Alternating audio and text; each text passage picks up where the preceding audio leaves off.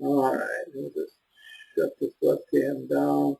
I'm going to hope that both of you can see the screen, and what you're looking at, I assume, is pretty much what your class or this class looks like for you. So I'm going to assume that this is not unfamiliar for either one of you. Okay? And I think you're both in section 5, so that's fine. I've got a couple sections of this class, but you know, for those you guys have had online classes, so you know they all pretty much end up being the same. Have either one of you or both of you, I know I posted, because I screwed this meeting up and had no idea what week I was in, and that was completely my fault. I ended up posting this video archive, which was actually from the meeting I did for this class last quarter. I usually teach a couple sections of this class every quarter, so I've kind of gotten it down. Have either one of you watched this particular archive yet, or both of you? Okay. All right. So Rachel did, Shara did not. I will try not to duplicate it too much, Rachel, just so that you guys get some benefit out of this, but I probably will go a little quicker. What you will find is that the archive that's in the announcements is going to look pretty much like what we go through. All I really do with this, and Shara, you're a team leader, aren't you? Are you the team leader of Team 4? I thought so. All right, well, it's good that you're here. Oh, Rachel, you're the team leader of Team 3, aren't you? Huh, what do you know? And this is the weird class. I ended up having 4 teams, and then Team 1, no one did anything in the rough draft, so I combined Team 1 and 2 together, as odd as that sounds, and it's still not really going anywhere. But you guys have some pretty good-sized teams based on the rough draft participation, but you will find as this goes on that some people participate more than others. So let me just jump right into this before, I guess I should ask questions from either one of you before I jump into this. All right. Well, I'll tell you what, since you're both team leaders, let me gear this specifically to what the team leader would do. As the team leader, I'm going to guess that everyone has gone into lessons. They've scrolled down, they've hit course materials, and they've seen, oh, look, there's all team project, 1, 2, 3, 4, 5. I'm going to just go through each of these things real quickly. Part 1, of course, is the part that we're in this week. I think all of the teams by now have probably gotten a note from me somewhere in the discussion forum that this project is not the same topic as the last project. The individual project was on ethics and corporate social responsibility. This project is very specifically on management. The reason it asks you to pick a company that's been in business for 20 years or more is that you're going to examine how management practices change over time. And so we need to pick a company that's been in business at least 20 years so that we can see some management changes. So the first thing I will tell you, if your teams are in the process of picking companies, which most of them are, if you find one that's gone through some management changes, that makes this project easier. If you find one that's been run by the same person for the last 50 years, you really don't find a whole lot of management practices that have changed because, you know, everyone just kind of does what they know best and sticks with it. So when you're looking for companies, a little bit of management turnover is probably not a bad thing, and it may be a good thing. As far as what the paper is really about or the project itself, it's about what we typically call the 4 functions of management. The function of planning, in other words, what do we need to do? The function of organizing, what resources do I need? What do I need for people? What do I need for money? That sort of thing. First I build a plan, then I figure out what I need to do to implement it. Leadership, actually making sure the plan gets done. and then that process we call control. Some of you may be familiar with it. It's called feedback. It's the same thing. How do I know that what I'm doing is actually working? And in very broad terms, and I always hate to say things like this, but in very broad things, management pretty much breaks down into those four functions. As a manager, you're either planning something, or you're getting ready to do something, or you're actually doing it and just being that leader, cheerleader, making sure people are on track, or you're providing that control function. And you will find, since you're both team leaders, all four of those things are going to be part of what you do as a team leader. The plan is pretty much going to be laid out every week in the lessons, but the organizing, all of the team leaders are going to find that some of their people are really good at writing. Some of them you're wondering how they actually manage to get dressed in the morning. Some of them are very, very good at APA. Some of them have a really hard time even spelling APA.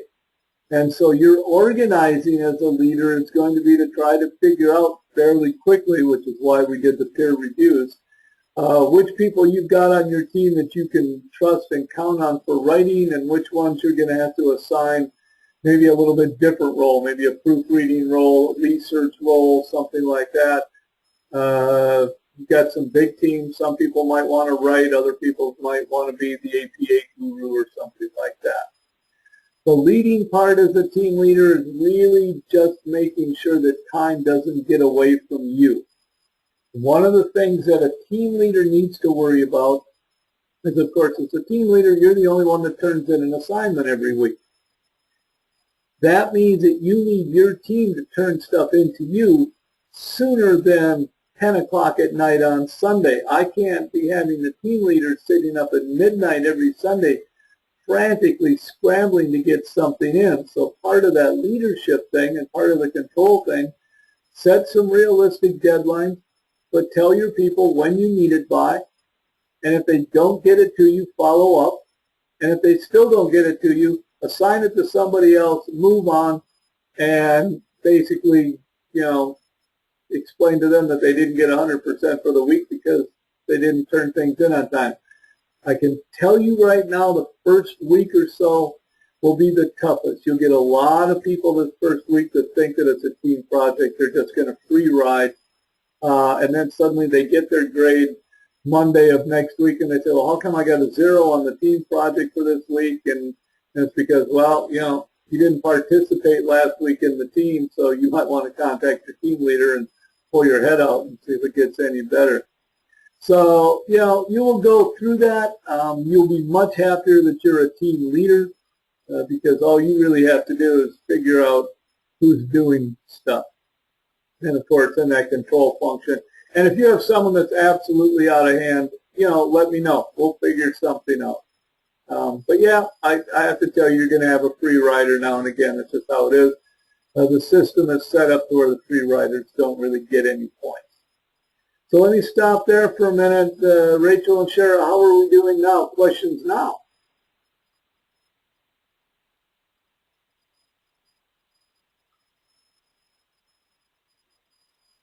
No? All right. If you don't.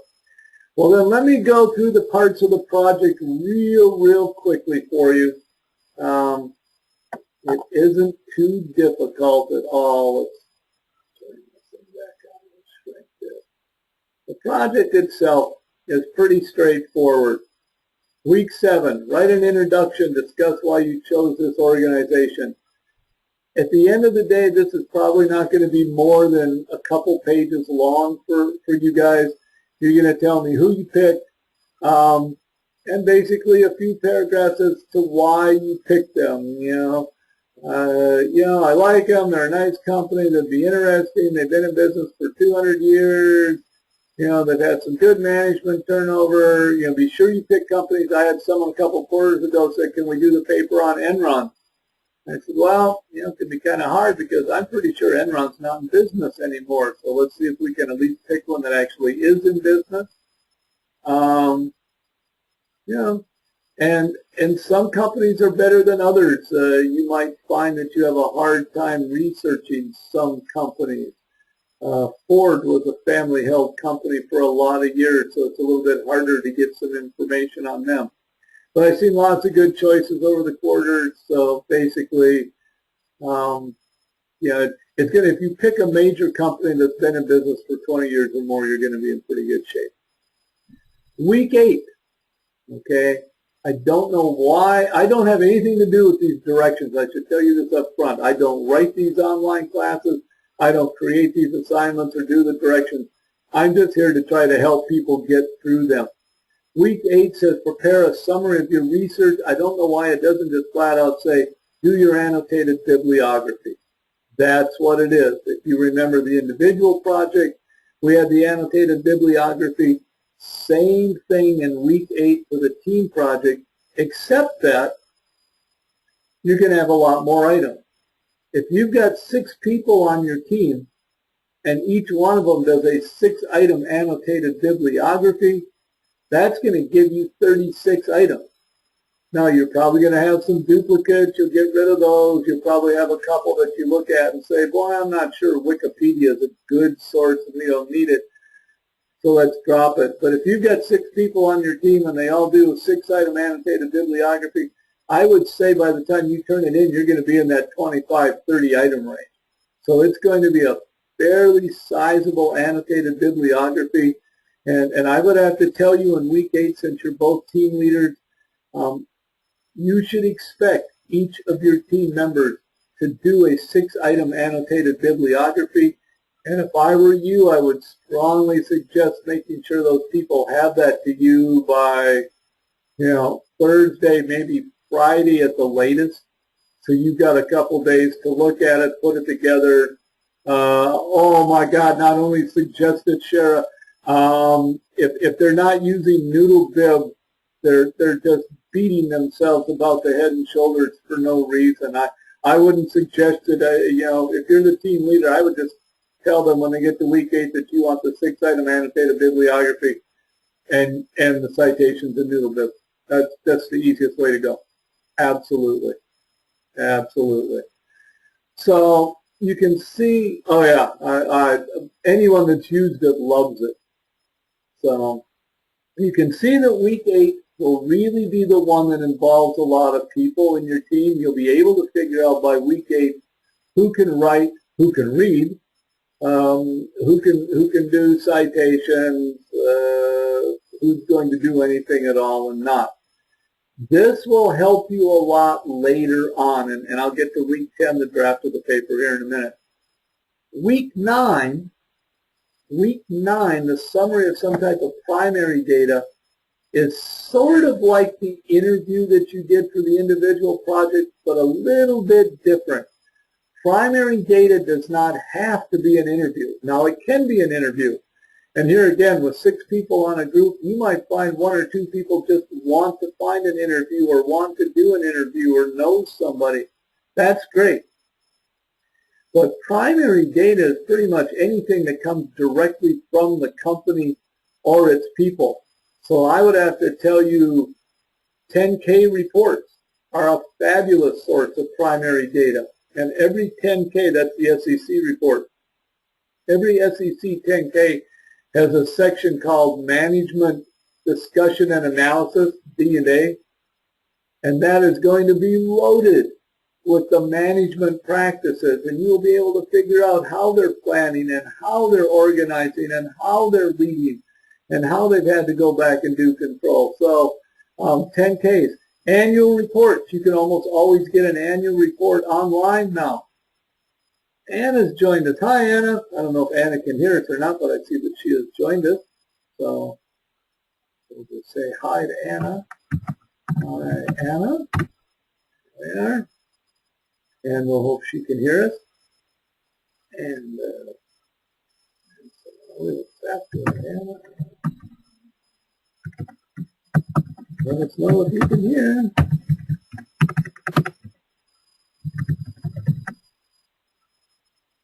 That's all right. I had to work today too. I don't care for it, but I had to do it. Can you hear us?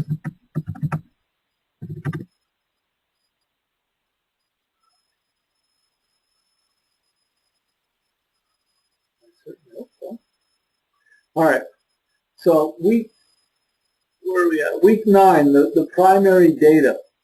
Like I said, besides interviews, yes, besides interviews, annual reports are good, 10Ks are good, letters to shareholders. You'd be surprised what companies will send out to some of their major shareholders and that sort of thing. Yahoo Finance, every once in a while you find news releases directly from the company, press releases from the company. Those can be a great source. So I guess what I'm saying is when you get to week 9, here again, you should expect every team member to come up with some sort of primary data. If they don't all have to find an interview. Some might be happier researching 10Ks or annual reports. Others might be happier with interviews. Okay? Questions on this? So we've got week 7, 8, 9 are pretty straightforward.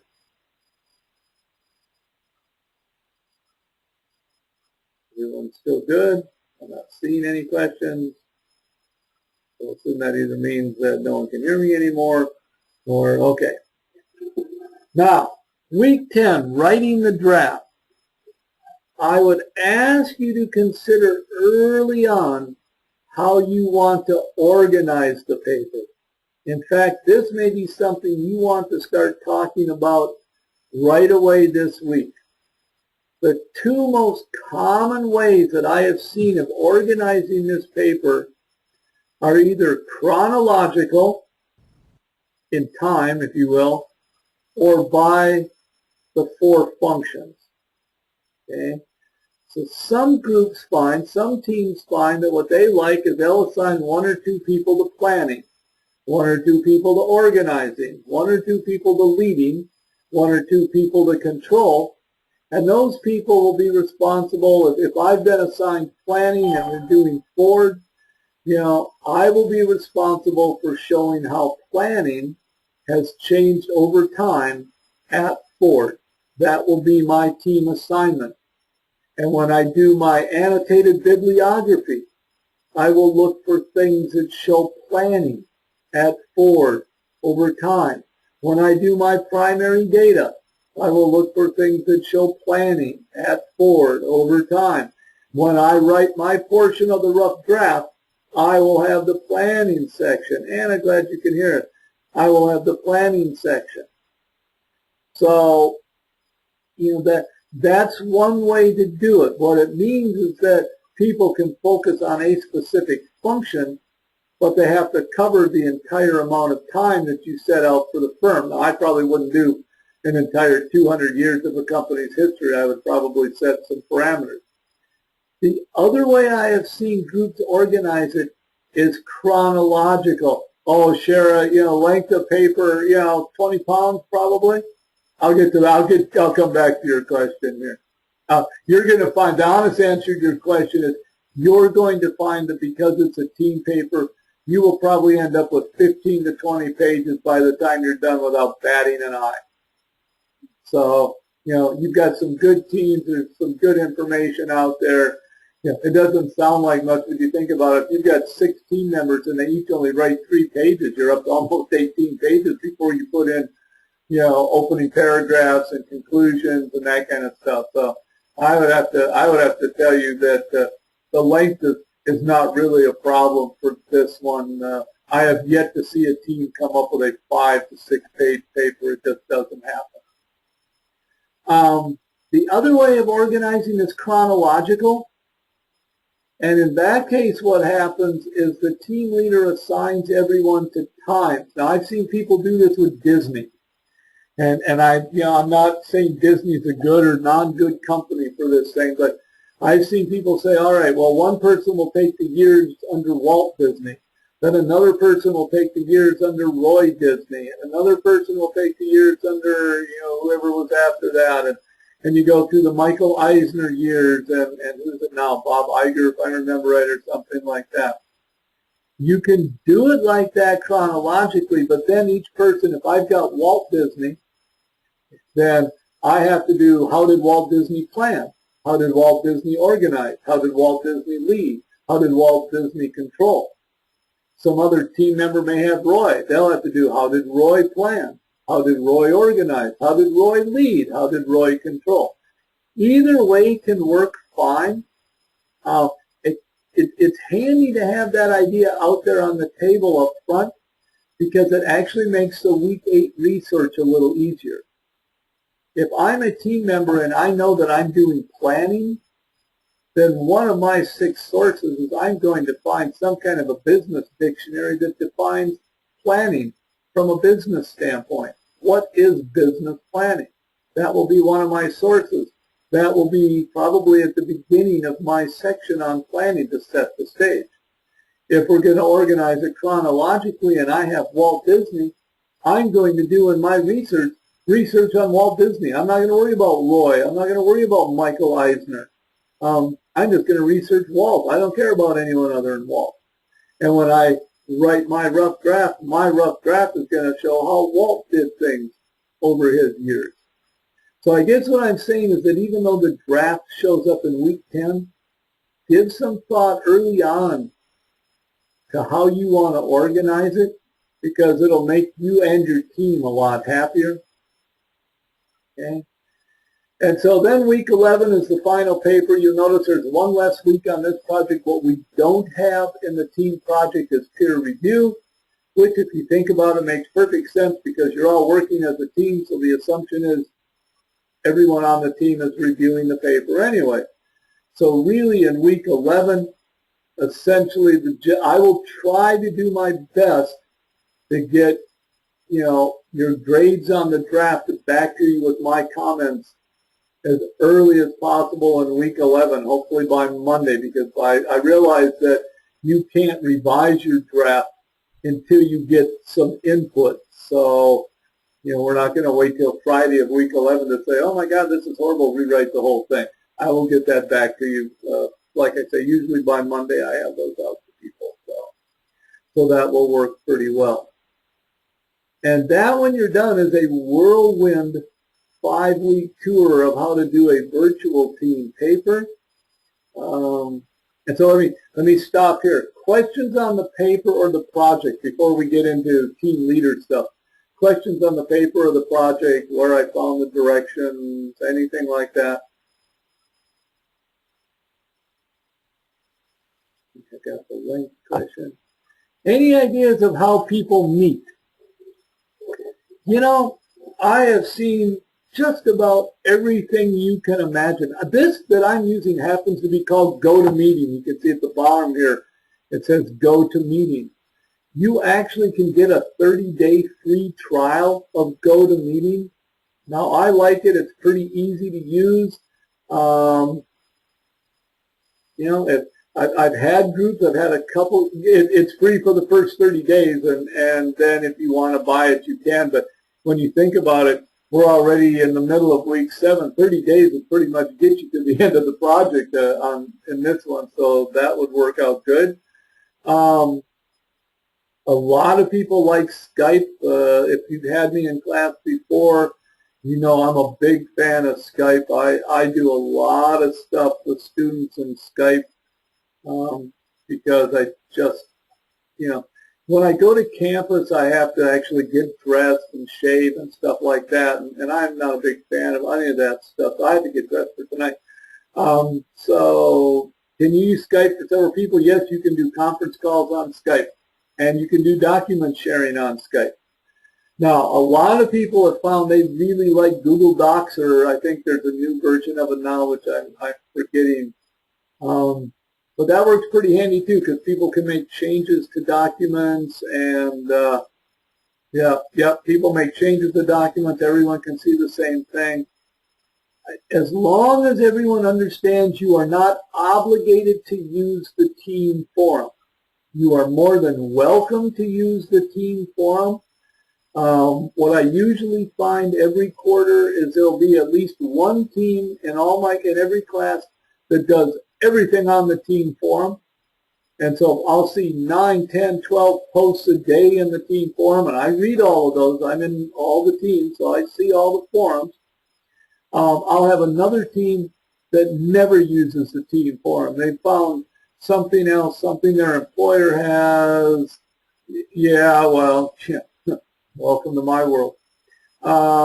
Yeah, some like everything, some don't. You can please some of the people all the time and all the people some of the time, but you can't please all the people all the time. So, and that's the beauty of being a leader. Ultimately, don't be afraid to just say, well, I'm sorry, but this is what we're going to do. Suck it up. It's only 5 weeks. It's almost like having a real job. So, you know, that's what I would do. The forum works fine. Don't get me wrong. The forum works great. Uh, it's not, to me, optimal. If I were using the forum, I would probably use the forum along with something like Google Docs so that people could at least modify the same document. Either that, I've seen groups that have used just simply the edit feature in Microsoft Word and assigned everyone a color. So one person made their changes in green, one person made their changes in red. You know, it works good till you start running out of, you know, good colors. You know, blue, green, red, you can kind of tell after a while it gets a little funkier. So, you know, that's kind of up to you. But, you know, I'm always surprised that there will be one or two members that say, well, I just can't meet in a virtual team. I just don't understand it. And then if you ask them, they'll tell you they've got like 300 Facebook friends that they connect with every single day. Virtual teams just like Facebook. You know, maybe it's not quite as social, but it's the same basic concept. You don't have to be in the same room with someone to know the intimate details of their life, which I guess is scary, but it's true. So pick something that's going to work for the people that are actively involved in it, and the ones that are going to complain, just kind of figure that some people are going to complain no matter what you do, so make it work. This is, for those of you that are team leaders, and actually for everyone on this, this to me is one of my all-time favorite projects in all the classes I've ever taught at Rasmussen, because virtual teams really are a 21st century job skill. You're finding more and more companies out there, even if everyone's in the same building, they're holding virtual meetings. It just makes more sense. If I'm at my desk, I can have my computer up, I can have my spreadsheets up, I can have my work papers around me, whatever I need. If someone has a question, I've got my materials right there. I go to the conference room to have a face-to-face meeting. Someone asks me a question, I look and I say, oh, I must have left that in my desk. Then I got to run back to my office, and when I'm running back to my office, then I got to stop at the bathroom, and then I got to check to see if there's a free donut. And yeah, it's just, at the end of the day, it's more efficient. It's a little bit less personal, but that's why I would pick something like this or Skype or anything where people can see each other. Yeah, it makes it personal enough. But this is really, I'll tell you what, a virtual team is a fabulous 21st century skill. When you get that degree and you're out there, find a way to put that in your resume that you have experience with virtual teams, and certainly if you've been a team leader, to put that you've had experience leading virtual teams. I can guarantee you that at an interview, that will be a question that will come up, because it is just a skill that employers know they need, but is very, very hard to find nowadays. So I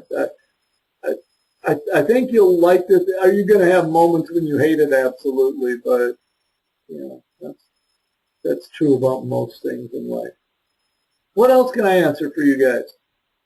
You know, I've blathered on for about half an hour. That, you know, what else would you like to know? Okay, there's a good question. How can I put it? The best way to tell me who participated in the week's work is, number one, on the cover page of the assignment when you turn it in. If you felt someone participated enough that their name goes on the cover page, that will tell me that they should get at least some points. So if you've got 6 people in your group and I see a cover page with only 4 names, and by the way, be sure to include your own. If I see a cover page with only 4 names, I'm going to know that the other 2 people you did not feel participated enough to deserve any credit. They will get a 0. Then what I would ask you to do is, if at all possible, in just a separate email to me, for those people that for the people whose names you did put on the cover page, just give me a quick and dirty explanation as to whether or not you think they participated 100% or 90% or 75%, whatever it is. Because what I really do is I will take, Billy Bob is in your group. Billy Bob kind of participated this week, but not as much as you would have liked. You don't want to give old Billy a 0 because he tried, but at the same time, you don't want to give him 100% because he didn't try as hard as some of the other people in the group. You want to give Billy Bob about a 70%. In the email, when you tell me that you want to give Billy Bob 70%, be sure to let me know why, because what's going to happen is Billy Bob's likely to send me an email saying, how come I didn't get 100% on the project? And I'm going to say, well, ask your team leader. And Billy Bob's going to come to you and say, why didn't I get 100%? You may as well have already figured that out when you send me the email. It just makes it easier for you. The other thing that I ask all of the non-team leaders to do, since they don't turn in anything every week, they don't have anything they need to turn in. They turn it into you, but they don't turn it into me. I do ask all the other non-leaders in the team to send me a real quick notice, and usually I just have them use the Dropbox. So instead of attaching an assignment, just to send me a 1 or 2 line thing that says, I think my participation this week was, whatever percentage they picked. You will be surprised at how honest most people are. I rarely ever end up with a time where Rachel tells me that Billy Bob should only get a 70%, and Billy Bob tells me he thinks he should get 100%. Usually, I know it's hard to believe, but you and Billy Bob are probably going to be within 5% all the time. And so the only ones we ever have to deal with are the ones that are grossly different. I think I'm God's gift to the project, and the team leader thinks that, I'm Satan's child. So, it doesn't happen that often. Did I answer your question, or did it get lost in all that blah, blah, blah?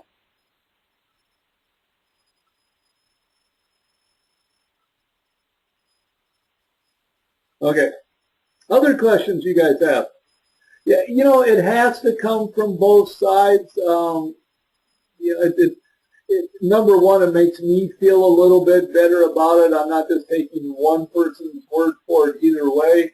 But as you would guess, I'm not intimately involved with the teams. It really is a team effort. And so, what I will usually see is a pretty nice submission every week from each team. You've got enough people, you've got some good people. I will get some stunningly good submissions, but I can't tell, who was the free rider and who wasn't unless we do something like this. So I have to tell you, by week 8 and 9, the ones, oh, well, Anna, that's up to your team leader, but my honest question would be, oh my God, I hope so.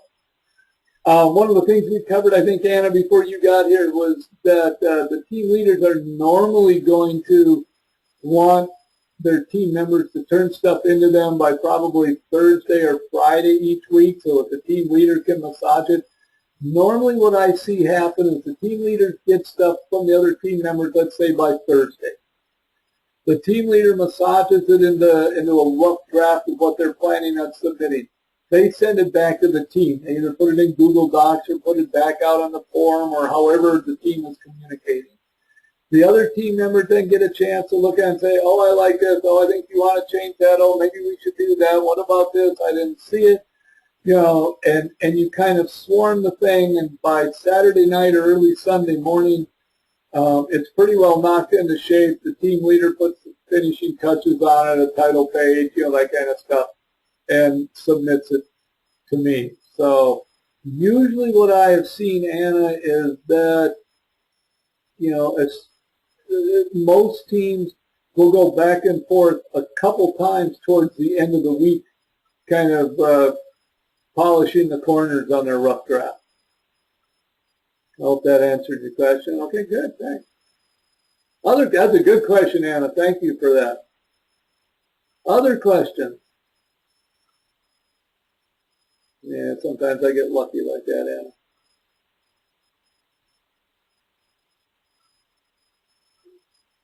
Everyone's good? All right. So, Rachel, I know you said you watched the other archive. Anything else in the other archive I covered that I haven't covered in this one?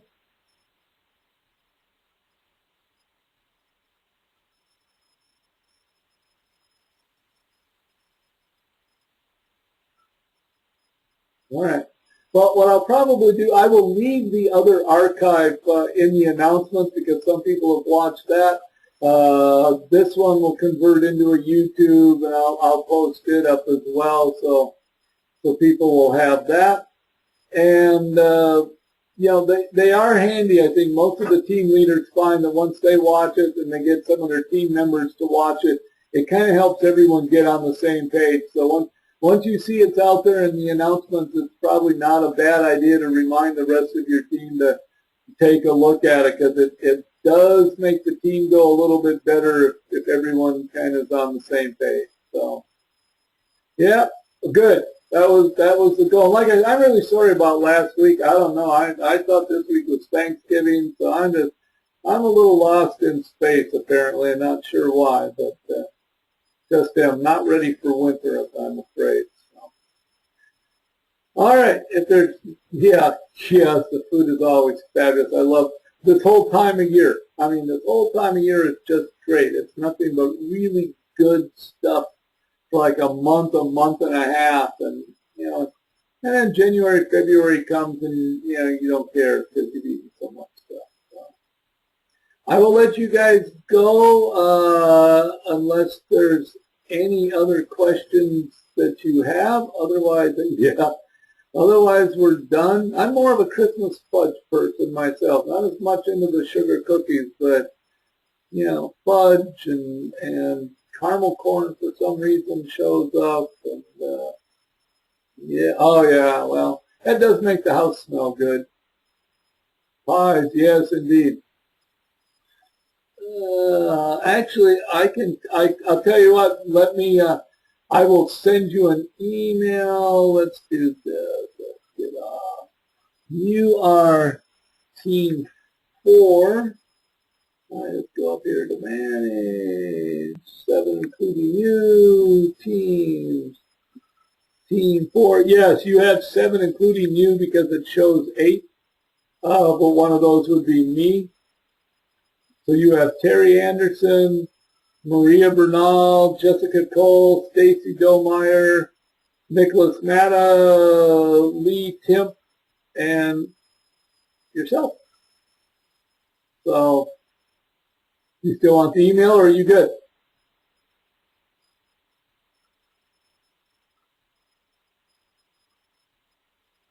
All right. And as always, for anyone listening to this archive, if you have any questions at all, shoot me emails. Some of you have found out, you're always surprised you get responses back. I'm online quite a bit. I'm a fully online faculty member, so I pretty much, you know, I get up in the morning, I walk my dog, and by about 10 in the morning, I'm probably online, and, you know, except for walking the dog in the afternoon and eating dinner, I'm usually online most of the day. So, you know, I just go through it. As you can see, I've got 6 classes right now. I've got 2 math classes. I've got 2 math classes. I've got 2 sections of this management class, and then a strategic planning class. And this person's got an email. They want to reply right now. So we will get that. Let me turn off this recording here.